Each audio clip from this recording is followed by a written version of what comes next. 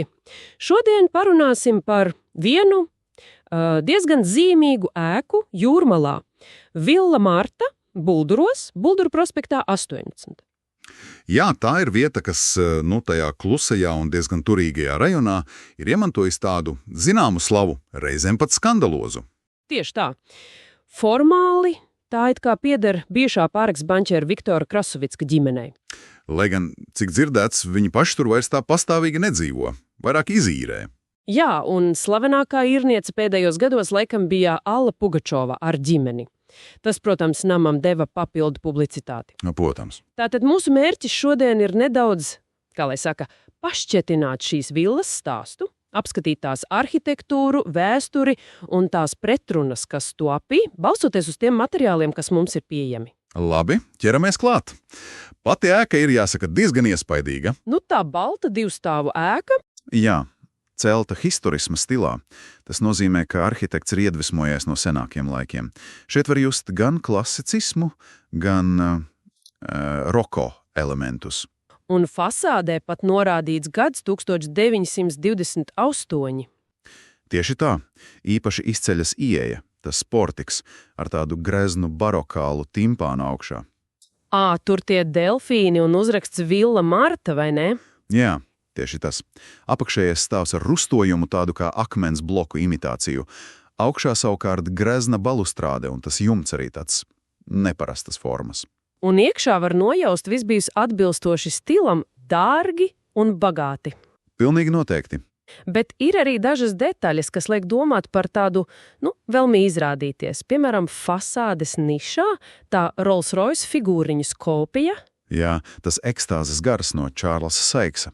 Tas ir diezgan nepārprotams signāls, jā. Tiešām.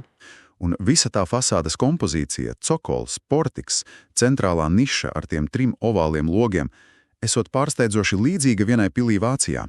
Tiešām. Kurai tad? Bavārijas karaļa Ludviga II Linderhofas pilī. Tas diezgan skaidri parāda tās sākotnējās ambīcijas.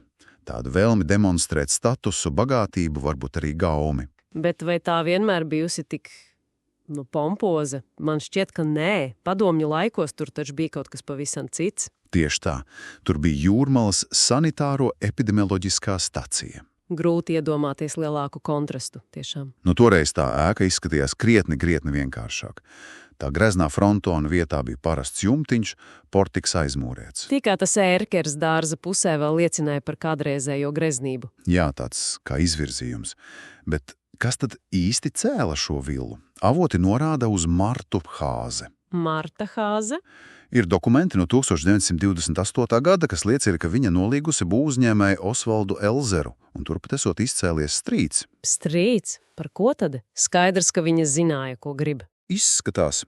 Hāze esot uzskatījusi, ka darbs nav pietiekami elegants. Likusi pārtaisīt, bet atteikusies maksāt otru reizi par to pašu. Un kā tas beidzās? Lieta nonāca tiesā. Un interesanti, ka tiesa lēma par labu Hāzei. Elzeram pašam bija jāsedz tie papildu izdevumi. Strips raksturs. Kas tad īsti bija šī Marta Hāze? Tik presīga un acīm redzot ietekmīga. Presē 1931. gadā viņu pat dēvēja par vienu no Eiropas bagātākajām ebrejietiem. Jā, viņa bija miljonāra Jakova Hāzes atraitne.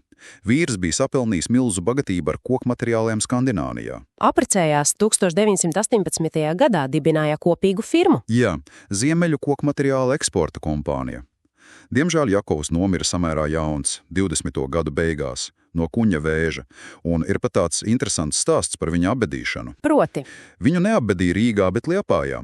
Runā, ka Rīgas ebreju kapsētas pārvalde esot prasījusi pārāk lielu summu. Ak, tā! Un Marta, kā īsta uzņēmēja, nopirka 3 vietas Liepājā un par to ietaupīto naudu uzcēla greznu pieminekli. Viņa pati turpināja vadīt biznesu īres namus Kokzāģētavu 2 dēlu labā. Kas zina, varbūt tiešām pati piedalījās villas projektēšanā. Izklausās ticami, bet kāds bija Hāzes ģimenes tālākais liktenis? Zināms par zādzību villā 1932. gadā, bet kas notika ar viņiem Otrā pasaules kara laikā? Šī daļa ir mazāk pētīta. Tomēr Martas un viņas dēlu Džeimsa un Lennarta vārdi nav atrasti Latvijas holokausta upuru sarakstos. Tā tad visticamāk izglābās. Jā, tas liek domāt, ka viņiem izdevās izbēgt no tās traģēdijas. Ir ziņas, ka Marta Hāze ir mirusi daudz vēlāk, 1966. gadā, Monreālā, Kanādā. Un tad, pēc neatkarības atjaunošanas, villa atkal kļuva par villu Martu. Sākās jauns, varētu teikt, skaļāks posms ar jauniem īpašniekiem Krasovicku pāri. Jā, viņi bija ļoti, ļoti ietekmīgi tā laika Latvijas finanšu un politiskajā vidē, un viņi veica ļoti vērienīgu pārbūvi. Piesaistot pasaules slaveno arhitektu Meinhardu von Gerkānu. Tieši tā, baltiešu izcelsmes arhitekts, kurš projektējis Berlīnas galveno staciju Tēgeles lidostu.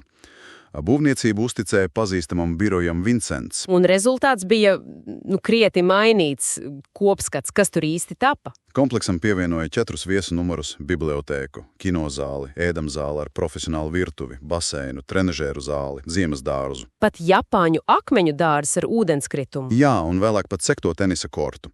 Dizains bija tāds šķietami vienkāršs, bet ar ļoti dārgiem materiāliem, daudz stikla, daudz gaismas, un tās jaunās daļas savienoja elipsveida vītņu kāpnes, tāda kā Gerkāna arhitektūras vizītkarte. Tomēr sabiedrības reakcija nebija viennozīmīgi, maigi izsakoties.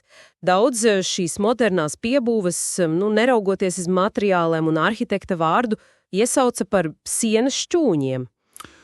Tiemžēl bija kritika par izmaksām, par skaļajām ballītēm un īpaši par to, ka būvniecības dēļ nojauca vairākas vēsturiskas koka vasarnīcas un pat pārveidoja ielas daļu. Jā, tas bija laiks, kad Jūrmalā ļoti sāpīgi uztvēra vēsturiskās koka apbūves zaudēšanu. Tā nojaukšana izraisīja pamatīgu rezonanci. Tieši tā, gan vietējos iedzīvotājos, gan vēsturnieku aprindās radās tāda spriedze starp moderno arhitektūras redzējumu un kultūrvēsturiskā mantojuma aizstāvību. Klasiska pretruna arhitektu aprindu atzinība pret daļas sabiedrības un vēsturnieku neapmierinātību. Jā, tā tas bija. Un kā ir tagad? Šķiet, ap villu ir tāds klusāks periods iestājies. Pēdējos gados ir krietni mierīgāk, jā. Vila tiek izmantota vasaras atpūtai, šad tad to īrē. Turisti, protams, joprojām nāk un skatās no ārpuses. Arhitektūras pētnieki studē Gerkānu plānus. Bet ir interesanti, ka kāds, kas nezina vēsturi, varētu paiet garām un nodomāt, vienkārši jauna moderna ēka. Pilnīgi iespējams. Tā vēsture tur nav uzreiz nolasāma. Tātad, ko mēs no tā visa varam secināt? Villa Marta ir kā tāds, spogulis, vai ne? Kurā redzama ne tikai bagātība un arhitektoniskās ambīcijas, bet arī vēstures līkloķi, sabiedrības attieksmes maiņas. No Martas Hāzes laikiem līdz Krasovicku pārbūvēm un slavenajiem viesiem. Jā, tāds kā koncentrēts Jūrmalas stāsts vienā ēkā. Un ir aizraujoši vērot, kā vietu raksturotā skandalozā slava, kas ar laiku mēdz, pieklust, izgaist, bet pati ēka paliek, kā tāds kluss liecinieks. Kas glabā sevī visus šos stāstus. Par mainīgajiem laikiem, cilvēkiem, viņa ambīcijām. Un tas noslēgumā liek aizdomāties, vai šī ēka, kas redzējusi tik daudz pārmaiņu un pretrunu, varētu kādreiz kļūt par ko vairāk, varbūt pat par muzeju, kas stāsta par tās neparastajiem būvētājiem un viesiem. Labs jautājums. Vai arī tās reiz tik skaļā, pat skandalozā slava paliks tas galvenais un varbūt vienīgais paliekošais mantojums. Par to ir vērts padomāt.